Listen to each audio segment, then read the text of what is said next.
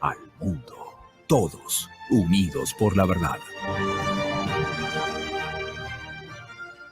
Bueno, soy Mario Borini, epidemiólogo, y quería comentarles que ha habido una subversión de prioridades en la pandemia y en la política pública frente a la pandemia. Pensemos que en el mundo hay 60 millones de muertos por año y se calcula que la pandemia puede estar causando 1.200.000 en un año, que sería el 2%, y a lo sumo podría llegar al 3%. La pregunta obvia es ¿por qué no se hizo nada similar con el otro 98% de muertes en el mundo? ¿Cómo se define una prioridad en epidemiología? Y se define por la magnitud. Esa magnitud ya la hemos expuesto cuando hemos dicho que solamente mata al 2% del total de muertes. Y también se define por la trascendencia, por la solucionabilidad que tiene el problema y también por los elementos que surgen del derecho y de la ética. Pero lo que ha servido fundamentalmente para definirla como prioridad es la trascendencia que se le ha dado, la trascendencia que le han dado alineados los gobiernos, las dirigencias gremiales, las dirigencias de organizaciones sociales, los medios y por supuesto la sociedad, que es algo que vamos a ver después en particular. Entonces, en este momento estamos en medio de una pandemia que es una de las tantas que se podrían producir, porque la Organización Mundial de la Salud así lo ha definido, con una definición diferente a la que lo definía antes, y en el futuro, en cualquier momento, podría definir que estamos frente a una pandemia y generar una situación similar, de manera que nuestra idea es que nunca más vuelva a ocurrir lo que ha ocurrido. ¿Por qué decimos falta de ciencia? Porque acá no hubo epidemiología, no es que hubo un poco de epidemiología, sino que no hubo ninguna.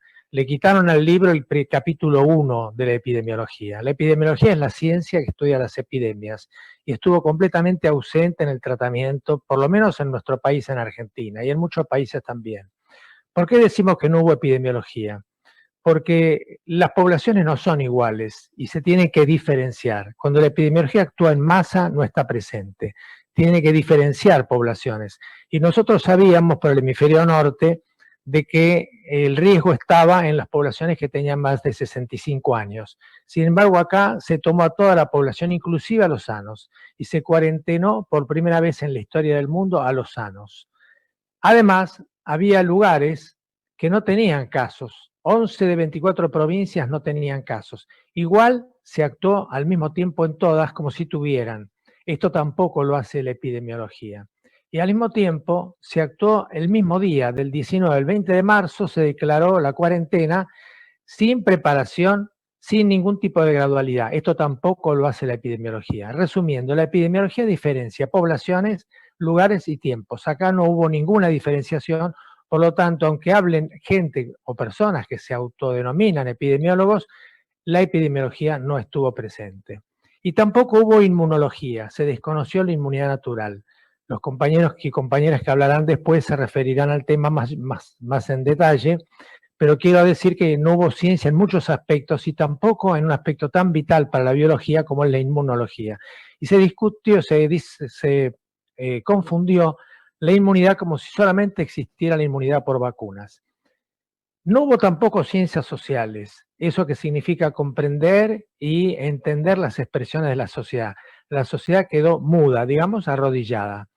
Y esto facultó al Poder Ejecutivo, que quedó solo sin ningún control del Poder Judicial ni del Poder Legislativo, facultó a que tuviera una comunicación autoritaria que surgió numerosas veces, infundiendo no solamente pánico, sino subordinación a la población. Y hubo una falla total de las predicciones, de manera tal que cuando las predicciones fallan uno se imagina que cambia el plan. El plan no cambió. Se predijo que iba a haber 40 millones de muertes en el mundo y todavía no llegamos a 1 millón. Se predijo que iba a haber 10 millones de muertes en Estados Unidos y no llegan a 200.000. Se predijo que iba a haber 200.000 muertes en Argentina y no llegan a 15.000. Se predijo que la letalidad era del 3,5%, o sea, de cada 100 personas enfermas iban a morir 3 personas o más, y muere 2 por 1000. O sea, las predicciones fallaron, pero no cambió el plan. La pregunta entonces es, ¿cuál es el plan verdadero que nunca se mencionó y que se ocultó hasta hoy?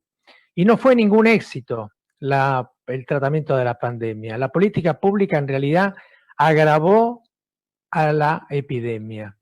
La epidemia comenzó por el hemisferio norte y en el hemisferio sur algunos países convirtieron a la política pública en un arma letal, sobre todo para los más pobres, con lo cual se constituyó una política de clase contra los más pobres de cada país. En América Latina, Argentina ocupa el lugar 9, quiere decir que hay 11 países que tuvieron mucho mejor resultado. En el mundo, Argentina ocupa el lugar 32, o sea que hay 170, 180 países que tienen mejor resultado. Argentina evidentemente no es un ejemplo como las autoridades lo han querido vender.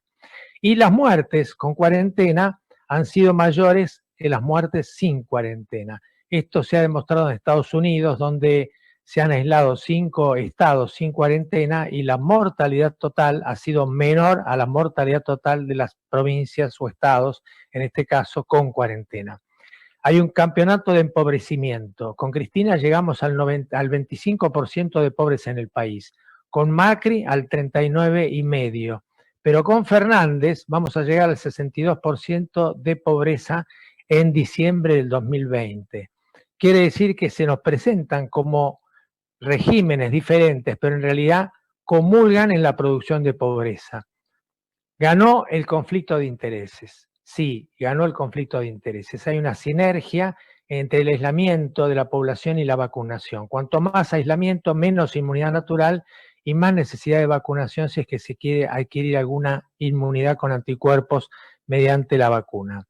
La vacuna, sin embargo, muestra el conflicto de interés porque aumentó 30 veces su precio entre 1980 y 2020. En 72 países de ingresos bajos pasó de valer $3 a valer $30 en esos 40 años. La pregunta sería, ¿qué cosa aumentó su valor 10 veces en dólares en 40 años? Los expertos que nosotros hemos tenido vinculados al asesoramiento del presidente también están vinculados a los laboratorios, con lo cual nosotros pensamos que hay un conflicto de interés flagrante en la conducción de la epidemia. Responsabilidad del Ministerio de Salud. Hay un fracaso entonces cantado frente a una epidemia en Argentina que tiene varias aristas, no es de ahora.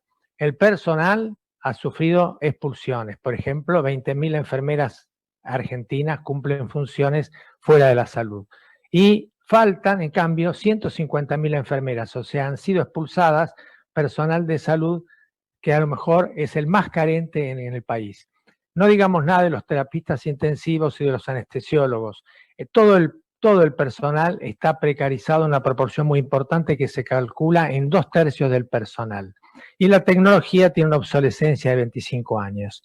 El presupuesto es otra cosa que muestra este fracaso que estaba cantado frente a una epidemia, porque está asignada para las endemioepidemias 7 pesos por habitante y por año, y en esas endemioepidemias nosotros tenemos 13 condiciones, entre ellas el Chagas, el dengue, el anta, etcétera.